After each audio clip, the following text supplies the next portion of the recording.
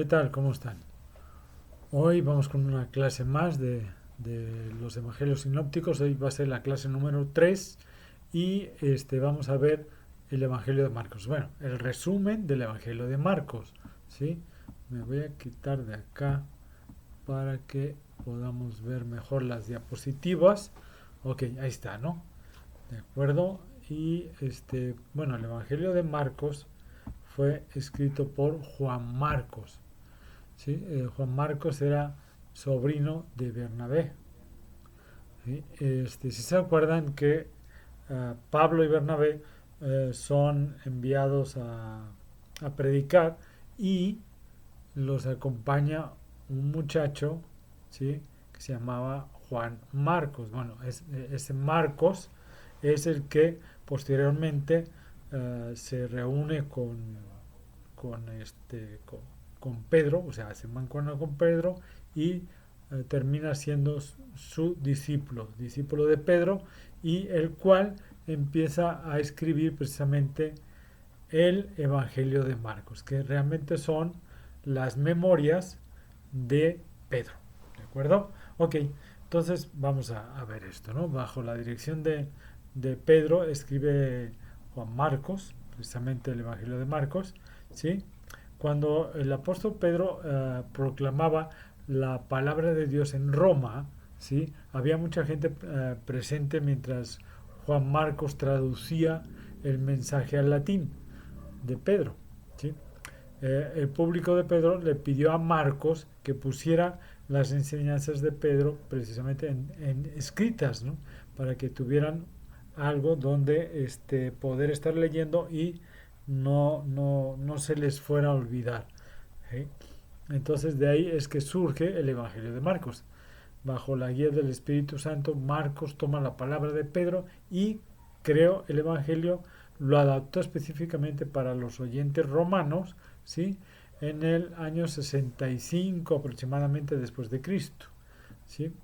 Algunos padres de la iglesia primitiva, tales como Papías, Eusebio, Clemente y Orígenes, atribuyen el Evangelio a Marcos precisamente, ¿no? O a Juan Marcos. Papías en el año 140 después de Cristo menciona al apóstol Juan que dijo, siendo Marcos el intérprete de Pedro, todo lo que registraba la escritura con gran exactitud lo escribía. Él estaba en compañía de Pedro, quien le dio las instrucciones necesarias, pero no para dar una historia de los discursos de nuestro Señor. Por eso él es el que, Juan es el que menciona más los discursos de Jesús. ¿Sí? ¿De acuerdo? Ok. Sigamos. Marcos escribió al mundo romano, ¿no? O sea, adaptó su evangelio al mundo romano. Los romanos no eran religiosos ni filósofos como los griegos, ¿no? Ellos más bien eran más bacanales, ¿no? Pero bueno, eran más tirados a la sexualidad, digamos, ¿no? Pero bueno, les impresionaba la fuerza física y el poder militar, sobre todo, ¿no? Los romanos representaban la autoridad y eran personas de acción. Por lo tanto, el Evangelio de Marcos es más rápido y está lleno de acción, ¿no? De más movimiento en su narrativa. Las expresiones inmediatamente, enseguida, al instante, luego que, al momento, se encuentran 44 veces en el Evangelio de Marcos. ¿Sí?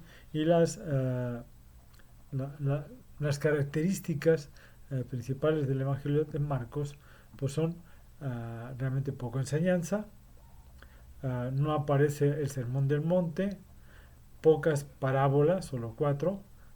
Mateo tiene 18 y Lucas 19. No hay registro del nacimiento o niñez del Señor. Ajá, espérame. Ahí está, ya pasó. Sí, ahí estamos en la siguiente diapositiva. ¿De acuerdo? Y no hay una genealogía de Jesús, hay pocas citas del Antiguo Testamento, Mateo tiene 129 citas. ¿Sí?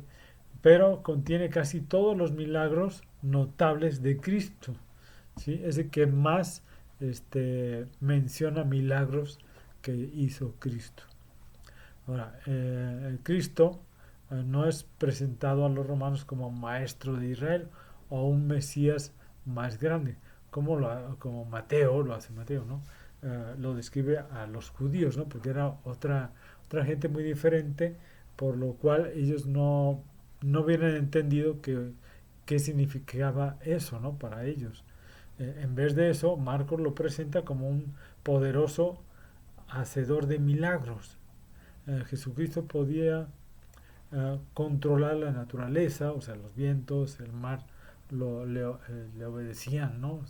El mundo espiritual temblaba ante él, tenía poder sobre todo tipo de enfermedad y dolencia, incluso la muerte, ¿no? O sea, recuerden que resucitaba a varias personas, ¿sí? No solo a su amigo, ¿no? A Lázaro, sino a varios, ¿no? Ahí menciona varios. Bueno, y vemos también como ciudades enteras eran sanas a través de él, ¿sí? Tenía poder sobre la economía, alimentó, perdón, a 5.000 personas con solo un puñado de comida, habla con una autoridad que ninguno pudo desconocer realmente, ¿no? Él pudo humillarse ante aquellos que eran mucho más débiles y dar su vida entera por muchos. Marcos 10 del 42 al 45. Esto era un reto para la mente y forma de pensar de Roma o de los romanos, ¿no? Cristo no presentaba a los romanos como, perdón, ahí está. Cristo no enseña, o sea, no presenta eh, esa grandeza, ¿no? Esa verdadera grandeza y la verdadera fuerza no se obtiene imponiéndose a los demás para alcanzar la cumbre o alcanzar sus corazones. No, eso no son los métodos del mundo realmente, ¿no? Eso es lo que ellos hacen. Cristo no era en esa forma. Él no tenía esos métodos, digamos, de fuerza y de imposición, bueno, esos del mundo, no de Cristo, ¿sí? Él nos dijo que si queremos ser los mayores entre los hermanos, debemos aprender a servir a todos, ¿sí? Debemos de servir a los demás. Las personas que son realmente grandes como, como siervos es porque sirven a los demás. Ellos pueden sobrellevar la apariencia de fracaso, pero la gente insegura tiene la necesidad pues de aparentar tener éxito, ¿no? Grandes éxitos en este mundo. Jesús podía entrar en Jerusalén montado en un pollino, solamente alguien verdaderamente grande podía hacer eso. Lo vemos en Zacarías 9, versículo 9. Perdón.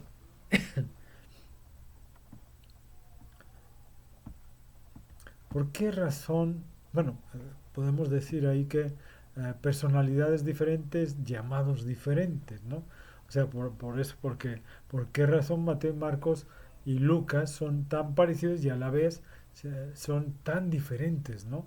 Todos presentan el mismo evangelio y todos fueron inspirados por el mismo Espíritu Santo. Sin embargo, los tres escritores tenían personalidades diferentes y escribían a personas que tenían contextos y necesidades muy diferentes.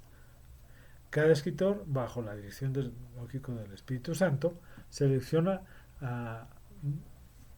una parte, digamos, una sección de las enseñanzas de Jesús, lo que pudiera aplicarse a la necesidad que correspondía a los lectores que iban a ver ese evangelio, ¿no?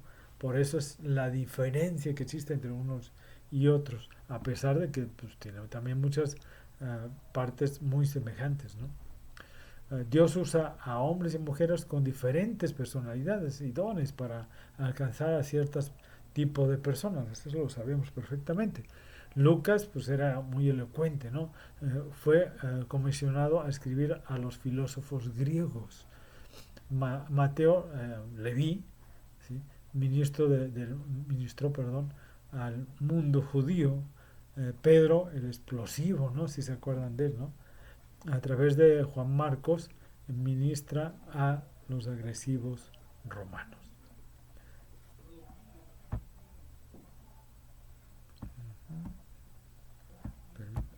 Ya cambió. Es que no me cambiaba, perdón. Uh, Comparación entre Mateo y Marcos. Vamos a verlo aquí. El Clemente de Alejandría fue entre el 144 y el 220 después de Cristo. Declaró que los evangelios que contenían genealogías, o sea, lo que es Mateo y Lucas, se escribieron primero. El evangelio, los evangelios de Marcos y Juan vinieron posteriormente, o sea, vinieron después. Por tanto, la suposición de algunos que Mateo tuvo que tomar prestado del conocimiento de Marcos es probablemente un poco erróneo, ¿no? Marcos escribió después de Mateo, fecha, escritura estimadas en Mateo en el 50 después de Cristo y Marcos 65 después de Cristo. Mateo se escribió a los judíos y cita frecuentemente el Antiguo Testamento. Marcos fue escrito a los romanos y cita muy poco al Antiguo Testamento. Marcos explica ciertas tradiciones judías en Marcos 7, versículos 2 al 4, en el capítulo 7, 11 y 14, versículo 12. Marcos traduce palabras en arameo, ¿sí? Perdón, no le avancé. ¿Sí?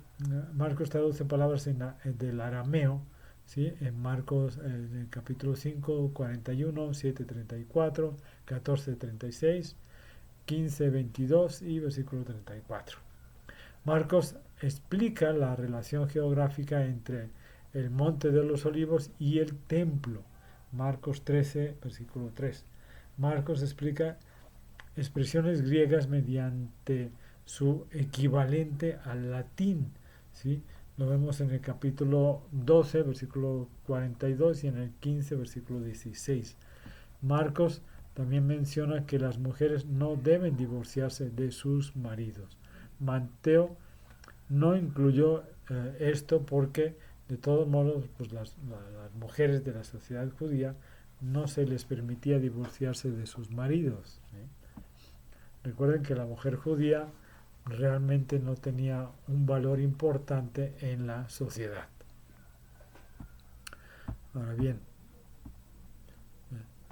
está muy claro que Mateo y Marcos escribían a dos sociedades muy diferentes, totalmente diferentes, ¿no? Mateo nunca hubiera intentado aclarar costumbres judías para el mundo judío como Marcos hizo para los romanos, ¿no? ¿Por qué? Pues eran judíos, no necesitan ser aclaradas, ¿no? Tampoco Mateo hubiera explicado jamás que el Monte de los Olivos pues estaba enfrente del templo, ¿no? ¿Por qué? Pues porque lo conocían. ¿Sí? Mateo no necesitaba traducir palabras del arameo para los judíos, puesto que lo conocían también. Pero Marcos, que escribía a una sociedad no judía, ¿sí? Lo encontró muy necesario para que pudieran entender las ubicaciones o las geografías que existían del lugar que estaba hablando. Lucas, que escribía al mundo griego, también explicó que la fiesta de los panes sin levadura era llamada la Pascua y todo judío lo sabría desde su juventud, pero un gentil pues no, nunca lo sabía, ¿no? Eso lo podemos ver en Lucas 22:1, ahí lo explica, ¿de acuerdo? Así es que esto es más o menos digamos, un resumen, ¿no? Podemos llamar un resumen. Déjeme aparecerme por acá para que pueda yo. Ajá. Ahí estoy, ya, listo. este, debemos de entender bueno, ahorita esto es un resumen nada más de lo que es Marcos, teniendo en cuenta siempre que Marcos escribe a una sociedad muy diferente a la cual había escrito Mateo. Eso, Mateo, acuérdense que lo vimos la semana pasada, ¿no? Entonces, realmente es muy diferente la ideología, la forma de pensar, la ideología. Entonces, todo esto era muy diferente a los judíos. Por lo tanto, su forma de hablar, su forma de escribir a este tipo de personas era muy diferente a la que escribió Mateo, que escribió a los judíos, ¿no? Lógicamente ellos sabían perfectamente la alusión que se hacía acerca de las fiestas, acerca de dónde se encontraban el templo, las ciudades, todo, ¿no? Entonces ellos tenían una perspectiva muy diferente, ¿sí? Incluso por eso Marcos tienes que explicar muchas de las fiestas y muchas cosas que precisamente los romanos pues no tenían ni idea, ¿no? Mateo también hace mucha alusión al Antiguo Testamento porque pues todos los judíos conocían perfectamente el Antiguo Testamento y entonces él podía hacer una alegoría, ¿sí? Decir algo que había dicho Cristo relacionándolo con el Antiguo Testamento. Realmente Marcos no puede hacer eso puesto que esta sociedad, o sea, estas personas que estaban creyendo en Cristo en ese momento, no tenían ni idea del Antiguo Testamento. Por lo tanto, no podía hacer alusión al Antiguo Testamento porque ellos no lo conocían. Entonces hubiera tenido que explicarles la relación que existía con esa persona, con ese profeta o el que estuviera hablando con relación a Cristo, ¿sí? Entonces realmente no tenía caso puesto que ellos no lo conocían, ¿no? Entonces, pero bueno, la próxima semana nos vamos a ir con Lucas, vamos a ver el resumen de Lucas y ya posteriormente vamos a ir viendo ya lo que son las conexiones y todo el armado, ¿no? O sea, lo que son parecidos y en lo que son diferentes y eh, otros temas que vamos a ir viendo acerca de los evangelios sinópticos. Eh, es todo por esta semana. Que Dios los bendiga, los cuide mucho y un abrazo muy grande. Nos vemos la próxima semana. Gracias. Hasta luego.